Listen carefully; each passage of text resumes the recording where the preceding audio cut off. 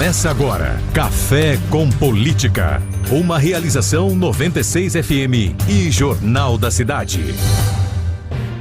Agora são 7h37. Seja bem-vindo à edição número 51. Boa ideia, hein? Do Café com Política, que tem oferecimento de Brambila, acreditando no futuro. E aqui, compondo a bancada semanalmente, temos o consultor Kleber Santos. Bom dia, Kleber, bem-vindo aqui a mais uma edição do Café com Política. Bom dia, Café, bom dia aos ouvintes e aos espectadores que acompanham pelas redes sociais. O João Jabur hoje, por um compromisso pessoal, não estará conosco, mas o Ricardo Bizarra aqui, apostos. Bom dia, Bizarra. Bom dia a todos. O nosso convidado de hoje é o vereador Coronel Meira. Meira, bom dia, bem-vindo aqui ao Cidade 360. Desculpa, ao Café com Política. Acho que é o 360 é melhor, né? Melhor porque você prometeu no Café com Política de anunciar, né? Bom dia, Café, bom dia, Bizarra, bom dia, Kleber, bom dia, doutor Toninho. Bom dia aqui as meninas da ITEC, que aqui se fazem presentes. Bom dia a todos os ouvintes da 96 FM. Você que foi policial, sempre policial, quem vem no quartel, o que acontece? Vai limpar a espingarda? Essa é a frase ou não? Não tem mais espingarda. Não tem, né? Não. É que o Toninho veio aqui com as meninas. Então, ele vai participar conosco aqui. O Antônio Carlos da Silva Barra. Toninho, prazer tê-lo aqui também no Café com Política. Bom dia, é uma honra estar aqui com vocês também, junto com o Meira, e num momento tão especial para o município de Bauru, né, Café? Verdade. Nós merecemos. Bom dia a todos vocês. Bom, temos muitos assuntos em nível nacional e também, claro, aí a questão local, a questão da saúde. Teve uma carta aberta aí dos vereadores que o Meira colocou ali a sua assinatura, um pequeno desconforto com o vereador Borgo, não do Meira, mas do conjunto, né, com uma reação daquela, mas a gente vai tratar desses temas. Mas, sem dúvida alguma, o grande tema da semana, né, e com repercussão, foi desbaratou, né, na verdade, uma ação que já vinha sendo trabalhada desde janeiro, que teria como alvo, né, algumas autoridades, entre eles o Sérgio Moro e a sua família em especial. Isso foi denunciado em janeiro. Os presidentes tanto do Senado como da Câmara de Deputados tinham conhecimento a partir de uma inteligência da Polícia Federal, foram seguindo os passos, chegaram até membros do PCC, 12 deles foram presos. Agora tem a abertura do sigilo dessa operação e houve também uma reação do Congresso Nacional em solidariedade ao senador Sérgio Moro, mas ontem repercutiu muito mal um pronunciamento do Lula ironizando, né, inclusive essa questão. A gente tem inclusive o vídeo do Lula, né, no momento que ele é indagado por um membro da imprensa sobre esse fato que aconteceu com o Moro. Vale a pena a gente reproduzir, vamos acompanhar. Para atacar o Moro das autoridades públicas. Eu não vou falar, porque eu acho que é mais uma ação do Moro. Mas eu quero ser cauteloso. Eu vou descobrir o que aconteceu. É visível que é uma armação do Moro. Mas eu vou pesquisar, eu vou saber por que da sentença. Eu até fiquei sabendo que a juíza não estava nem em atividade quando deu o parecer para ele. Mas isso a gente vai esperar. Eu não vou ficar atacando ninguém sem ter provas. Bom, no dia anterior, o Flávio Dino, que é o ministro da Justiça e, portanto, tem conhecimento disso tudo, contou em detalhes como é que foi a questão da sequência, né, para essa abordagem. Portanto, o Lula está falando besteira, né? E durante uma entrevista, esse vídeo foi passado ao vivo para uma entrevista que o Sérgio Moro estava concedendo à CNN, e vejam a reação do Moro em relação à fala do Lula. Nós estamos andando com segurança desde então, que trouxe sim grande sofrimento ali para minha família. Até hoje, ameaçado pelo crime organizado, pelo PCC, e eu vejo um presidente da República dando risada quando ele é informado. Ele deu uma declaração infeliz nessa terça-feira, que queria se vingar de mim e que utilizou um palavrão, linguagem de baixo calão, vamos dizer que queria me ferrar, embora o verbo fosse um pouco pior do que isso. Eu não politizei o assunto, não quis politizar o assunto, apresentei um projeto de lei para proteger as pessoas, para proteger os policiais e agentes da lei que se envolvem no combate ao crime organizado, para que essa situação que está acontecendo comigo e com a minha família não aconteça novamente. E deixei de lado a declaração do presidente, porque até parlamentares do PT me disseram no Senado que tinha sido um lapso verbal. que tinha sido um erro do presidente, e eu vejo hoje um presidente dando risada de uma família ameaçada pelo crime organizado, sugerindo que o próprio ministro da Justiça do seu governo, que informou que havia um plano desbaratado pela Polícia Federal para meu sequestro e assassinato, teria sido uma armação. Então eu quero perguntar ao senhor presidente da República: o senhor não tem decência? O senhor não tem decência? O senhor não tem vergonha com esse seu comportamento? O senhor não respeita a liturgia do cargo? O senhor não respeita o sofrimento de uma família inocente? O senhor não respeita o combate que os agentes da lei, e aqui eu me incluo como ministro da Justiça e antes como juiz, o combate que nós fizemos ao crime organizado, estamos sofrendo as consequências disso, que é um risco que não deveríamos ter, mas nós assumimos esses riscos e cumprimos o nosso dever. Agora eu não posso admitir, Tainá, e desculpe aqui o tom, que o presidente da República, o maior magistrado do país, trate um assunto dessa severidade e dessa gravidade, dando risada e mentindo à população brasileira, sugerindo que poderia ser de alguma forma uma armação feita da minha parte. Eu recebi a informação das autoridades, eu não realizei a investigação, e ele, se quiser, pode perguntar ao próprio ministro da Justiça dele, que vai lhe dar informações sobre o que consta no processo. E eu lamento profundamente, sempre tratei com humanidade o presidente da República. Quando eu o condenei como juiz, fiz o meu papel, assim como fizeram outros 8 juízes que entenderam que no governo dele ocorreu graves escândalos de corrupção. Mas nunca tratei essas questões do ponto de vista pessoal. Pelo jeito, ele não se importa com a vida das pessoas envolvidas e ameaçadas pelo crime organizado. E tenho o meu repúdio em relação a isso. O Moro acabou subindo o tom com razão, né? Imagina você ser atacado, né? Ter todo um enredo que pode atingir a sua família é vigiada e um presidente da República não segue a liturgia do cargo. Mas o Coronel Meira, ele comandou todo o policiamento aqui do estado de São Paulo, conviveu na época da ativa com movimentos e com esse tipo de facção, né? Tem muito a nos relatar. É uma investigação muito detalhada, né? Para chegar nessa fase, né? Da publicidade, do desbaratar, é um trabalho de inteligência de alguns meses, né, Meira? Olha, em primeiro lugar, eu queria dizer o seguinte: quem, de uma certa forma, deu start para essa investigação é o Dr. Lincoln Guaquia. O Dr. Lincoln Guaquia é um promotor de justiça que ele está há mais de 20 anos lá na região de Presidente Prudente, onde nós temos o maior complexo de penitenciárias do estado. Lá nós temos o único presídio do estado, que é o presídio de regime disciplinar diferenciado. Para que todos saibam, o regime disciplinar diferenciado só vai para esse presídio os presos que cometem fatos graves ou que representem uma ameaça a autoridades, a instituições ou à própria sociedade.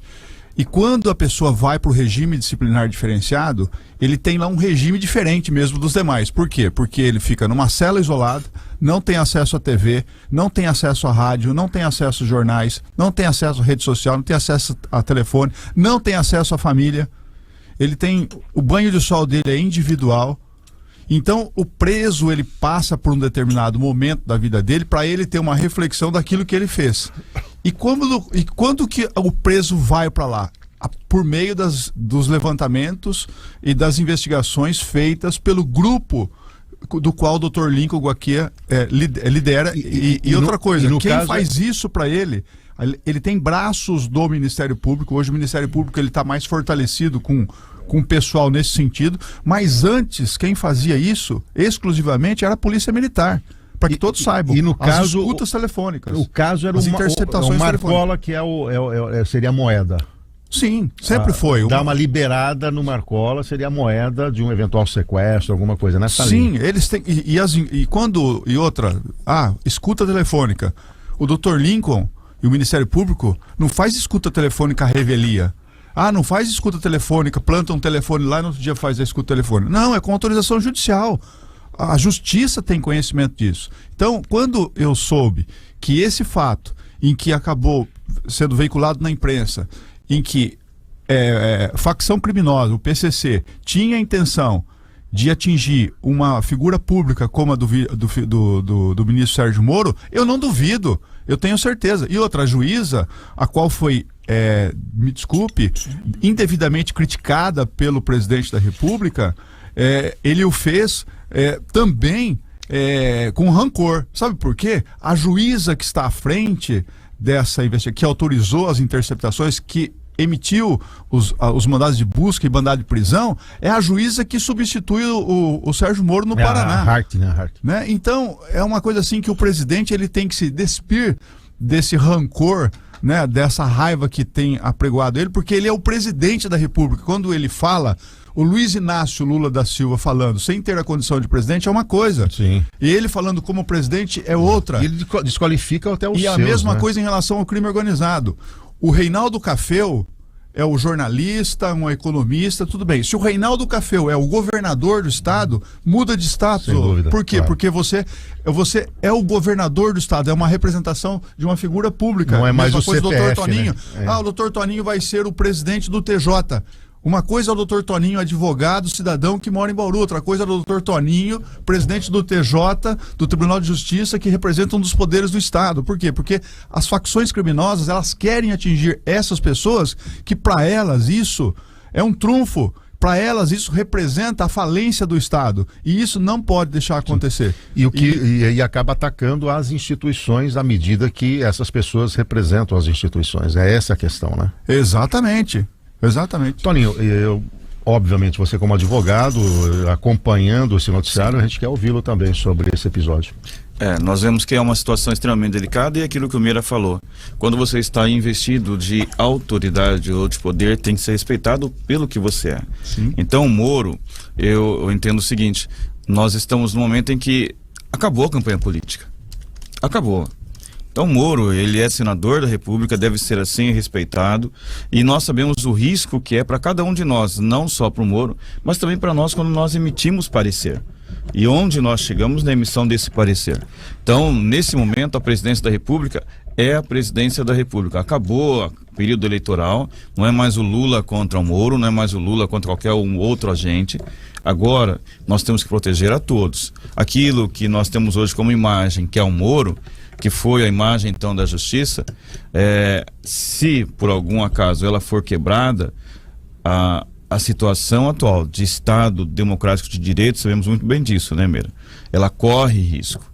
Então, não só o Moro, mas também o ministro atual da Justiça, mas todas as pessoas investidas de poder e que lutam contra um esquema que é um esquema do crime organizado. E nós temos que fazer fronteira em relação a isso. Se nesse momento o RDD, que aqui está presente no estado de São Paulo, ele, vamos dizer assim, ele representa um risco, o presídio federal, lembra? Aquela questão de desenvolvermos mais presídios federais. Vamos desenvolver mais presídios federais no mesmo modelo de afastamento da sociedade. Sim. Mas se a escuta telefônica foi a grande leitura, vamos continuar com esse mesmo processo. E eu entendo que temos um serviço de inteligência de alto grau da Polícia Militar. Penso que cada vez mais, se nós juntarmos esse alto grau da Polícia Militar com o caminho desenvolvido hoje pelo Ministério Público, pelo GAECO, tantos resultados positivos, se juntarmos as duas forças, todo o Estado de Direito ganha. Então, nesse momento, Café, vamos ultrapassar a campanha, vamos pensar pessoas e vamos defender o Estado de Direito. E é preciso governar. A palavra estadista, né, muito criticada até no governo passado por ser muito beligerante, precisa ser adotada pela atual gestão, né? Mais estadismo, né? Sim, mais estadismo, menos barulho e um resultado que tem que ser eminente para a população brasileira. Não é só o risco do Moro, nós também, todos nós corremos o mesmo risco. Se por algum momento quem está desenvolvendo as ações no crime organizado entender que manda no Estado brasileiro, sim, que qualquer um de nós, é verdade.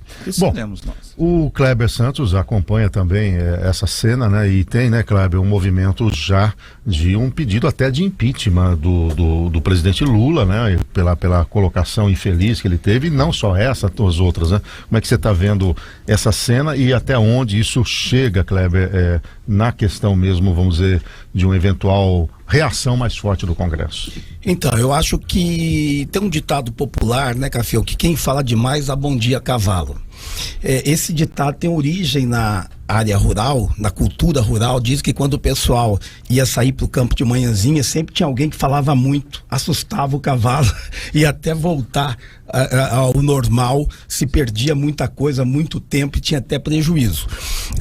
O que está ocorrendo com o governo Lula, ele está falando demais. Então é isso que está ocorrendo e cada fala gera essa baita confusão.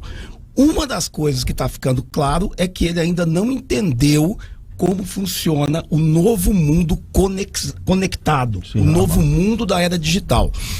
Quando o Lula revelou aos repórteres que tinha vontade de se vingar do Lula, para não dizer o palavrão dele, né?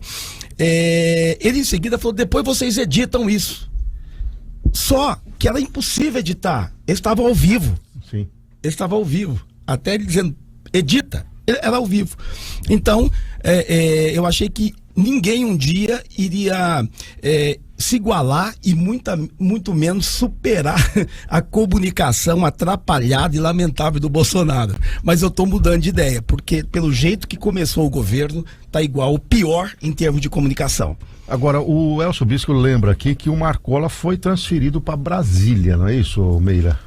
Ele já foi transferido. Um dos grandes desafios do Dr. Lincoln... Então, mas ele foi para Brasília com qual motivo? Então, aí que está. O Dr. Lincoln, quando ele fez um diagnóstico das várias lideranças do partido, do PCC aqui no estado de São Paulo, ele fez uma representação pedindo a movimentação desses presos para os presídios federais. Exatamente por quê? Para você poder desarticular. Porque quando você concentra, porque quando eles não estão no RDD, o RDD não tem contato. O que é o RDD para nossa audiência entender? Regime Disciplinar Diferenciado. É um presídio único no estado de São Paulo que fica em Presidente Venceslau. Ok.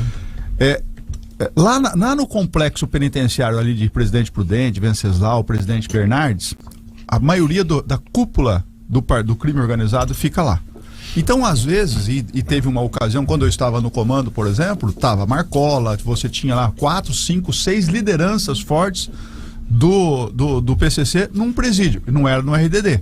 Tá. Então, quando foi identificado, por exemplo, que essas lideranças dentro da própria penitenciária, de uma certa forma, estava promovendo uma articulação, promovendo lá uma organização, uma comunicação, eu falo assim que...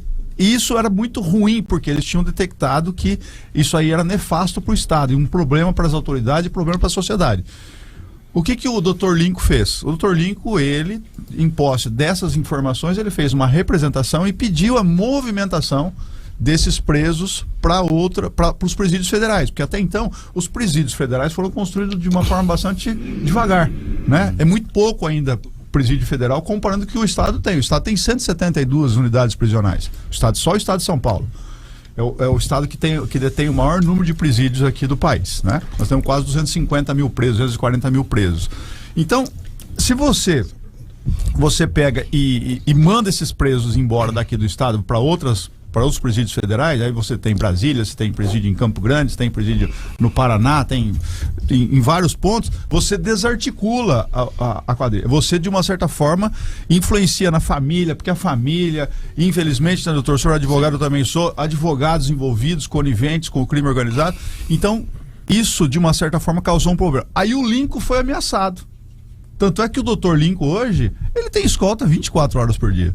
24 horas por dia. E ontem saiu no Estadão uma lista também de todos ameaçados, né? E para você ter uma ideia, na época em que eu comandava a Polícia Militar, nós tínhamos uma informação de um resgate de alguns desses presos com helicóptero, que eles tinham um planejamento para sequestrar um helicóptero, sequestrar um piloto e para poder entrar no presídio. E esse dinheiro, Meira, vem do exterior? Estão falando que é financiado por Bolívia. Eu não vejo exterior, não. Para mim, o crime organizado é aqui mesmo. É aqui. Hoje, onde eu estava ouvindo o Coronel José Vicente, que é uma das maiores autoridades que eu reconheço de segurança pública do país. O Coronel José Vicente é uma pessoa, assim, fantástica. E ontem eu vi uma entrevista dele, né, e eu não tinha números como ele tem. Ontem ele estava dizendo, Café, Você tem aqui algumas frentes do crime organizado de onde ele faz a captação do dinheiro. Todo mundo acha que a maior fonte é a droga. Sim. A droga, de fato, porque hoje o Brasil exporta a droga para a Europa toda. Né? É o inverso, não é o consumo interno. Não é o consumo interno. Nós temos que entender Bauru, muito bem isso. O Brasil acabou se transformando num elo ajudando na balança comercial. Na balança comercial, exatamente. Agora, sabe qual que é o maior? É o fluxo, né, Mira? Exatamente. Onde que está esse dinheiro? É fluxo. Então esse dinheiro ele entra e você precisa o quê? Esquentar esse dinheiro, você precisa lavar esse dinheiro. E aí você sabe qual que é a maior fonte hoje de renda do crime organizado? Postos de combustíveis. Não é. Não. É o contrabando. É o contrabando. É o contrabando. Você pode, mas o posto é uma maneira você de pode lavar fazer dinheiro. uma coisa assim, nós somos assim, fazemos vistas grossas a isso. Você vai numa banca aqui hoje, na cidade, vai lá na Praça Rui Barbosa agora, se você não vai encontrar um cigarro do Paraguai. O cigarro do Paraguai é uma das maiores fontes de renda do crime organizado. E circula. Então você tem contrabando, você tem tráfico de drogas e você tem o jogo de bicho, que são os jogos proibidos. Ainda existe o jogo do bicho, por incrível que pareça. Acabou. O que deu no poste, o que deu no poste lá. Então eu pergunto pra você, quando você obtém um recurso, e um grande recurso desse, é a mesma coisa, Cafeu. Você é economista, você é um cara que busca a legalidade, eu falo pra você, se eu te der 2 milhões de reais agora aqui na sua mão, eu falo pra você, Cafeu, esse dinheiro aqui é seu. O que você faz com 2 milhões de reais se você é uma pessoa honesta, correta? Você vai fazer o quê? Ou você vai guardar isso na sua mala, você vai sair daqui e comprar um carro 0 km, você vai comprar uma casa do Dr. Toninho, uma casa do Kleber, uma casa da minha? Não vai, porque você não tem como lavar esse dinheiro, você não tem como justificar a fonte desse dinheiro. Então, hoje, o crime organizado que o Dr. Lincoln fala e que as autoridades falam é o seguinte: primeiro, nós temos que ter uma mudança profunda na legislação para aumentar a punição, porque a impunidade é que reina, a impunidade é a grande mola, o grande vetor da proliferação do crime organizado. E outra coisa, mexer na economia. A partir do instante que você detecta essas coisas, por exemplo, poxa vida, eu moro lá no condomínio e tal, mudou lá para lá uma pessoa assim. O que ele faz? Não sei. Onde veio? O que ele fez? Não sei. O que ele comprou? Ele comprou uma casa de 2,5 milhões de reais. Opa! Aí é um movimento que você tem que ter uma integração com os cartórios e tudo mais. E tem uma boa parte que usa esse dinheiro para agiotagem também, né? Com ameaças, inclusive, quando a pessoa não paga, né? Quer dizer, mas eu acho que o caminho, o Meira falou uma coisa muito, muito importante. O caminho é você conseguir entender, nós já entendemos, né? Mas como que esse dinheiro ainda está circulante? Quer dizer, e são altas quantias. Você lembrou do posto de gasolina. Já passamos muito disso. Então, quando você entra no, por exemplo, São Paulo, capital, é o posto de gasolina, o centro de saúde, tá? Com essa informação. A Polícia Federal descobriu que o PCC teve acesso ao programa de inteligência da Polícia de São Paulo. Está lá no processo, quando tornou livre para qualquer um possa ver. Deu publicidade, né? Deu publicidade de tudo, então está lá escrito, uma das coisas que a juíza colocou, e que numa das conversas interceptadas pela PF, um bandido queria saber por onde o carro da polícia andou e recebeu todos os detalhes, inclusive o número do Renavan, do chassi, o proprietário estava lá, Polícia de São Paulo, isso tudo diretamente do sistema, do Detecta da Polícia de São Paulo. Agora, como é que é possível, coronel, ter acesso a esses dados?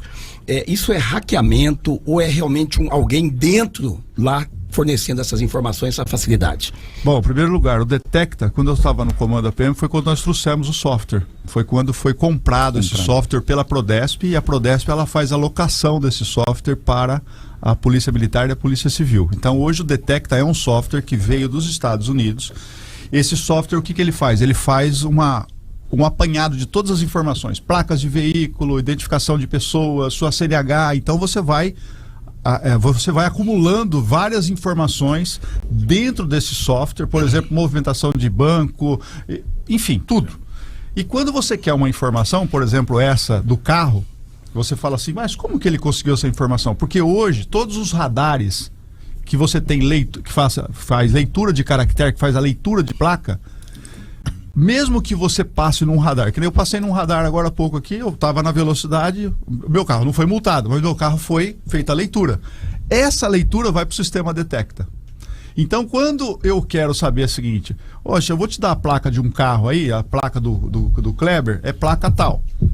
Eu digito aquilo ali e falo assim, deixa eu ver onde que esse carro esteve. Então ele vai falar assim, ó, Kleber, dia 1º de janeiro, você estava em tal lugar, você passou assim, assim, assim, assim. Olha, você estava na Marginal Tietê, você passou assim, assim, assim. Então por quê? Porque os radares que estão conectados a esse sistema, que é o Detecta, eles cruzam a informação. Acumulando essa informação. Agora, para você... 3 mil câmeras só em São Paulo, né? Só em São Paulo. Então isso, por exemplo, Bauru. Nós vamos colocar aqui 200 câmeras. Eu posso colocar as 200 câmeras conectadas com o Detecta? Posso também. Então, quando você vai buscar essa informação, igual você falou que a Polícia Federal descobriu, é simples, Kleber. Isso aí tem conivência de algum policial que tem acesso ao sistema. Não tenha dúvida. Hackear o sistema, não precisa. E fica a digital de quem entrou no sistema? Aí é que tá. Porque tem que ter uma se senha, porventura né? eu tenho lá, que carro que foi, que carro que esse bandido comentou? É o carro do Dr. Toninho. Sim. Por exemplo. Você consegue ver o histórico de quem acessou. Eu consigo saber quem é que acessou a placa do carro do Dr. Toninho, por qual máquina foi e qual login que foi usado. Então vai localizar essa pessoa. Certeza? Localiza. Vai localizar. Esse é o caminho. Vai localizar. O que pode acontecer também é pessoas usarem senha de colegas. E aí você estaria... Você incrimina alguém que não tem nada a ver. Por isso que você tem que tomar muito cuidado quando você fala assim, mas não passa a sua senha do banco nem para sua esposa. É uma brincadeira que a gente faz, mas a gente fala isso por quê? Porque senha, login e senha é algo individual, personalíssimo. Por quê? Porque alguém pode usar a tua senha como se fosse você. E aí você não tem como desmentir isso, tem como não provar. Oferecimento de Brambila. Bom, hoje temos também um recorte de questões locais, né? Porque, antes disso, vamos falar do Metropolitan Restaurante, que serviu aqui o café para todos nós, inclusive para as meninas que estão aqui. Muito obrigado pela parceria. Era política, agora é café com política mesmo, né? E nós tivemos, Meira... Era café com política. Café com política, agora é café com política. Meira, rapidamente... Teve essa carta aberta aí dos vereadores, 16 deles acabaram assinando, o Borgo não quis assinar, daqui a pouco ele vai participar conosco. Dá um resumo do que vocês trataram, um caos na saúde local, foi uma indignação, qual é o objetivo desse documento que vocês tornaram público no dia de ontem? Bom, Café, na semana passada nós vereadores estivemos na unidade de pronto atendimento da Bela Vista, né? O locador é um vereador que está frequentemente em todas as UPAs, porque ele é técnico de enfermagem, então ele conhece os profissionais do ramo. E ele tem sido chamado, e nós vereadores também recebemos uma infinidade de informações dizendo sobre o colapso que está nos UPAs. Por quê? Porque nós temos lá poucos profissionais, servidores efetivos, né, concursados, e também os servidores que são contratados por meio da FERSB, por meio de OS, também não estão dando conta do volume de atendimentos. Estamos com uma crise respiratória em crianças agora, estamos com a dengue, nós temos uma infinidade de problemas. Certo. Então, as UPAs estão superlotadas. Tivemos o caso da menina que faleceu em razão de não ter uma vaga de um leito de UTI para internar essa menina de 9 anos. Isso acabou, de uma certa forma, acumulando e agravando. Ontem teve um médico que foi agredido dentro da unidade de pronto atendimento da Bela Vista. Enfim, essa crise, esse caos local, né? Nós sabemos que o Estado também tem uma certa parcela de responsabilidade nisso aí, porque cabe ao Estado as internações, cabe ao Estado dar a retaguarda. O que acontece? Nós decidimos fazer alguma coisa, o Legislativo precisa fazer algo. Eu não posso simplesmente ficar recebendo WhatsApp, questionamento e perguntando, sabe, como é que tá? Arruma uma transferência para essa pessoa, por favor, ajuda essa pessoa que tá ruim lá no UPA. Então nós decidimos fazer o seguinte: quem tem o poder e a decisão de fazer frente a isso é a prefeita municipal. Ela tem, obviamente, algumas dificuldades em razão da legislação para contratação assim de imediato. Por isso que nós, nessa carta aberta, além de expormos o problema da saúde local, nós solicitamos e pleiteamos à prefeita um decreto de emergência. Por quê? Porque se ela decreta emergência na saúde, ela tem respaldo e flexibilidade para a contratação de servidores temporários, servidores, aditivo de contratos em OS, que nós temos uma OS aqui hoje, a Mahatma Gandhi, que administra lá o PS do Meridota. Então, você tem possibilidade de aumentar esse contingente. Tem servidores da prefeitura municipal querendo abandonar o barco, ou seja, abandonar literalmente o serviço, porque não está suportando mais tamanho o encargo, tamanha a responsabilidade dentro das UPAs. Bom, Esse é o problema. E durante essa reunião, também paralelamente a isso, o vereador Eduardo Borgo optou por não assinar, né, entendendo que não tinha ali uma ata, etc. E o vereador Borgo está conosco aqui por telefone. Borgo, bom dia, obrigado por participar aqui no Café com Política. Bom dia, Café, bom dia, Bizarra, bom dia, Meira, meu irmão Meira, bom dia, Toninha, todos que nos acompanham. E aí, Borgo, qual é a tua leitura, né, desse documento e por que você não quis alocar sua assinatura neste documento? Bom, primeiro, Café, em relação à ata, o que aconteceu? Eu acho que uma reunião que foi convocada ontem pelo presidente da casa, uma situação tão importante, deveria ter sido registrado numa ata, tá? Até para não acontecer, eu vi hoje as entrelinhas dizendo de uma discussão minha com a Chiara, que ela estava de saco cheio da minha postura, que eu só atrapalho. Eu acho que seria interessante, se tivesse uma ata, por exemplo, também constaria a conversa dela com o vereador Júnior Rodrigues. Seria muito importante que também, e aqui não é uma crítica à coluna não, tá? A imprensa, ela publica a informação que ela recebe.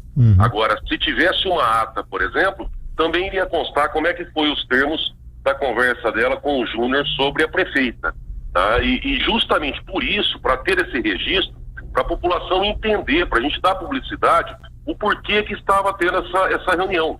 Essa carta que foi feita depois, que foi elaborada pela vereadora Estela e a subscrita pelos colegas, eu concordo com todos os fatos que são apontados ali, até porque a gente vem denunciando, o Meira também cansou de denunciar isso aí, foi para São Paulo lá na reunião com o secretário, foi conversar com o promotor de saúde, entramos eu e o Meira, entramos com 2 ações populares para ajudar o município. A gente vem alertando para esse colapso que está acontecendo há 2 anos, cara.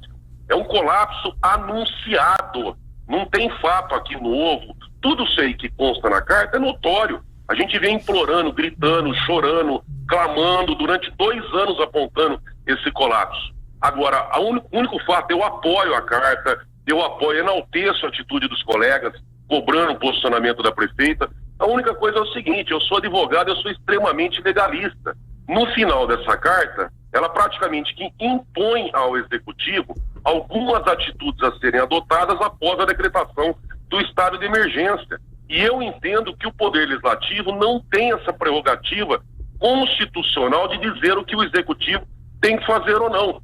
Se não tivesse essa parte, tá, indicando, impondo ao executivo o que tem que ser feito, eu teria assinado. Eu concordo com a carta, não discordo em nada, pelo contrário. Se eu tivesse ajudado a fazer essa carta, eu teria até colocado mais aí, acho que uns 10 pontos importantes para o município. Agora, a partir do momento que o legislativo, ele fala assim, olha, decreta estado de emergência e faça isso e aquilo, isso não pode ser uma evasão de prerrogativa do Poder Executivo. É uma questão técnica. Eu não sou contra, muito pelo contrário. Eu seria um louco se eu fosse contra aquilo que está sendo apontado. Agora, por questões técnicas, eu entendo que o Legislativo não deve, mas eu entendo, apoio a conduta dos colegas que fizeram isso, que é uma forma de pressionar. Agora, você imagina a situação se a prefeita vem hoje e decreta o estado de emergência. O que vai ficar parecendo? Que ela é incompetente, que ela só fez isso aí porque o Legislativo fez uma carta. É uma situação tão absurda, tão fora do contexto que nós estamos passando no município de Bauru, chega a dar desespero, essa inércia, essa omissão. Eu só espero dos colegas, nós temos uma comissão especial de inquérito para ser votada na segunda-feira, e eu espero, porque é uma matéria que nós vamos investigar a omissão, a falta de atendimento, as mortes que ocorreram, as responsabilidades daqueles que se omitiram. Então eu espero que essa indignação dos colegas seja transformada em voto na segunda-feira e seja aprovada essa SEI. E isso sim é instrumento do Poder Legislativo.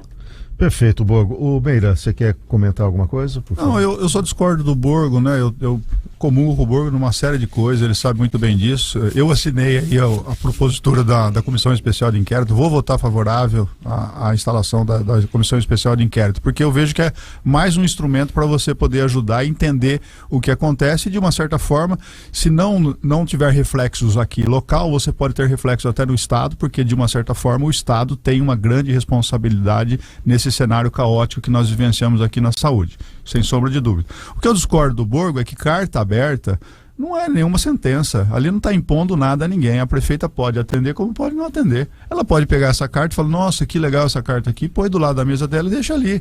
Se ela quiser decretar a emergência, ela decreta. Nós estamos apenas assim, propondo, é sugestiva, opinativa. Para que ela mas possa... esse raciocínio dele de que ela poderia se sentir acuada de alguma maneira, faria sentido? Eu entendo que não. A prefeita, acho que nesse momento, ela está com uma dificuldade de tomar decisão. Para você ter uma ideia... Ela, ao que consta, ela já fez a oferta para o cargo de secretário de saúde a 4, 5 pessoas, ninguém aceitou. Todos declinaram. Tamanha dificuldade, tamanha complexidade de um cargo dessa magnitude. Eu entendo nesse momento, com todo respeito ao doutor Orlando, gosto muito do doutor Orlando, que é médico, ele é o vice-prefeito. Ele deveria, nesse momento de crise agora, assumir o protagonismo e voltar para a Secretaria de Saúde. Nem que se fosse interinamente. Nem que seja interinamente, mas é o vice-prefeito assumindo, é a figura do vice-prefeito assumindo uma secretaria de uma importância relevante para o município. Então, para que a crise, de uma certa forma, para que ajude a prefeita a superar essa crise, né, de governo, eu entendo que a figura do vice-prefeito como médico seria salutar. E aí, ele também, como médico, como gestor de um grande hospital privado, como foi a Unimed aqui, ele poderia analisar e avaliar o seguinte: será que essa medida é salutar? Será que é interessante? Vale a pena? Não vale? Mas tem um bastidor complicado aí com Orlando que uma hora a gente vai revelar. Borgo, as suas considerações finais, meu amigo. Eu só lembrar que no momento do pico lá da pandemia nós fizemos uma carta aberta. Por isso que na minha nota eu coloco que não cometeram o mesmo erro. No momento da pandemia nós fizemos a mesma coisa, nós fizemos uma carta aberta e a prefeita não adotou nenhuma orientação da Câmara Municipal. Então, acho que é nesse sentido. E por fim, sobre o doutor Orlando assumir a Secretaria de Saúde, eu concordo plenamente com o Meira, porque missão dada é missão cumprida. Ser vice-prefeito somente para ter o cargo de vice-prefeito, para sair candidato a deputado lá depois, não dá. No momento de caos, de colapso, e mais uma vez eu falo, anunciado, há 2 anos se for levantar, até denúncia na Polícia Civil nós fizemos. Denúncia ao Ministério Público nós fizemos, já alertando que isso iria acontecer. Isso não é novidade, nós alertamos diversas vezes. Agora, eu acho que no momento desse, é o mínimo que o vice-prefeito, sendo médico e já tendo sido secretário de saúde, com certeza, o Meira está cheio de razão. O doutor Orlando deveria assumir isso aí, já que ninguém está querendo entrar nessa situação, e muito devido ao fato, acho que o Meira, não sei se ele tem informação sobre isso, e pode falar posteriormente, que os médicos não estão querendo assumir, não é porque a situação é caótica, não. É porque não querem trabalhar com a prefeita do jeito que ela trabalha. Mas obrigado, Café. Valeu. Mais uma vez, muito obrigado pela oportunidade e um forte abraço a todos. Obrigado, Borgo, pela sua participação, pelos esclarecimentos. O Dr. Marcos Cabelo, que é da PM, compartilha também dessa leitura, né, de ter... A gente sabe de bastidor que o Dr. Sérgio... declinou, o Dr. Mário também foi procurado, então realmente está difícil, e há um personalismo da prefeita, e isso também a tem distanciado do próprio Orlando, informação que eu tenho de bastidor, tá? Não obstante eles passarem que há um relacionamento de normalidade, mas eu tenho por interlocutores depoimentos do Orlando reclamando de que ela não ouve, ele tenta agir, ela não dá espaço, e nós estamos, né, Meira, chegando agora num período que é pré-eleitoral, e isso começa também a pesar, né? E a prefeita, com esse posicionamento que ela tem, sai de uma repórter, cresce, é reconhecida pelo governador do estado, teve aquele impasse com o Dória, depois entrevistas aqui e acolá, ela tem a bolha dela, quer dizer, ela meio que se sente uma popstar aí, né, em torno dessa questão do poder, e isso pode de alguma maneira subir a cabeça, né? O Toninho tá concordando aqui, um pouco por aí, Toninho? Um pouco por aí, sim. Nós vemos que esse popstar, essa linha está presente, só que tem uma coisa muito séria, gente. Uma criança de 9 anos morreu. Eu penso que a população, nós estamos um pouco cansados disso, né, Café? Nós não queremos discussões à parte. Não queremos. Eu saúdo, então, meu grande amigo, o Borgo, né? Tá aqui o Meira. A carta aberta é o elemento de indignação já da população. Eu sei o quanto que o Meira, o quanto que a Estela, ou qualquer um dos nossos vereadores e vereadoras, a Chiara, o quanto sofrem 24 horas por dia da população ligando, indo nas casas, que eu sei, vão até as casas e pedem vida. Ninguém está pedindo dinheiro, ninguém está pedindo emprego, nós estamos pedindo direito à vida, direito à saúde. Então nós estamos num momento que é um momento de caos, o Poder Legislativo apresentando o encaminhamento, dizendo, está aqui, né? Estabeleça o decreto. Tem o respaldo legislativo. Tem respaldo legislativo, tem respaldo da população. O que nós queremos é que não ocorram mais mortes. Por enquanto, infelizmente, eu vou dizer, não morreu um funcionário. Mas o Meira sabe disso, o Kleber está aqui. Nós estamos a 1 segundo de morrer um funcionário, de morrer um pai de família, discutindo com um funcionário na área da saúde. Sim. Agora, enquanto isso, nós estamos discutindo perfunctório. Não é hora de perfunctório. A audiência de hoje à tarde, Meira, ela é essencial para sair dessa audiência. Bauru quer que dessa audiência venha uma saída. Tem uma solução. Tem que vir uma solução. O que nós não podemos permitir. Nós não podemos daqui da semana que vem, Café, vocês juntarem aqui e dizer, olha, faleceu mais uma pessoa de dengue. Faleceu porque não houve tempo de atendimento. Pelo amor, não tem lógica. É verdade. O Orlando tá aí, tem todo o sistema da Unimed. Vamos juntar. Vamos abrir um espaço da Unimed. Contrata vagas. Completa a vaga, privado. O Estado paga, depois retorna. Tem que ter solução. Rapidinho, Kleber, pra gente dar uma amarrada em tudo isso. Exato.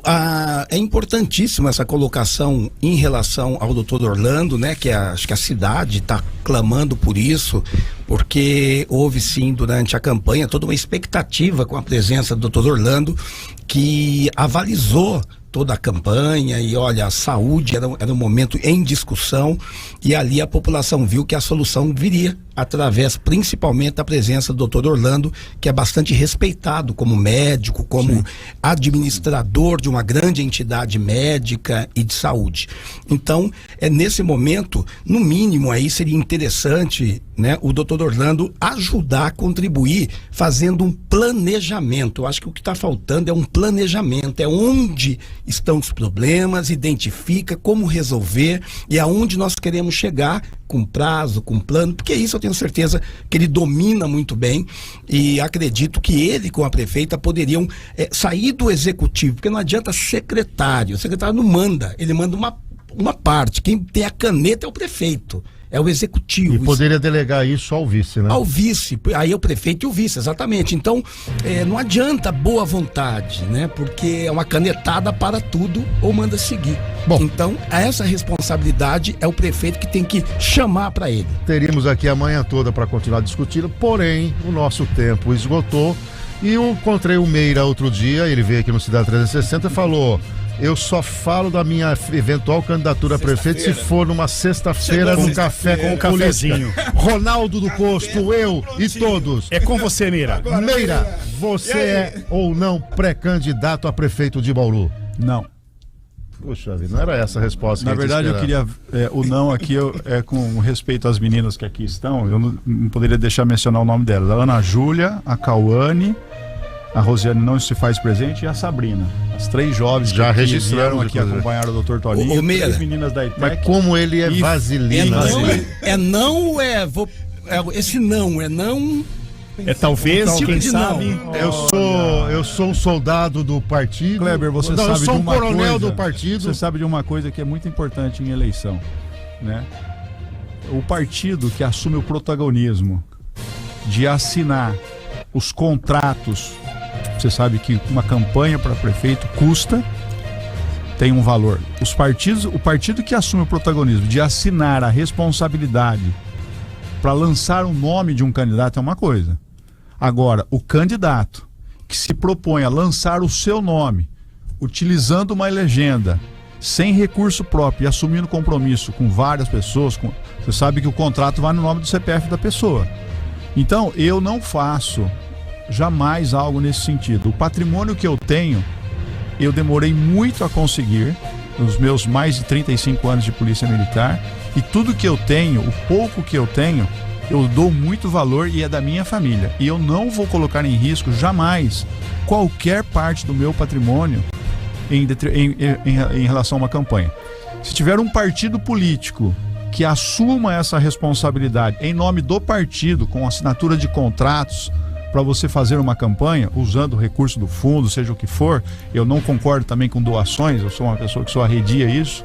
Nunca fiz 3 campanhas, nenhuma eu tenho dinheiro de fora. Aí quem sabe? Bom, então tem talvez. Quem sabe? Tem um quem sabe. Muito bem. Pode passar. Jabur, já pode aí. Se o partido decidir assumir o Meira é pré-candidato. Gente, 8h20. 8h28. Vambora. Obrigado. Até semana que vem. Toninho, valeu a presença.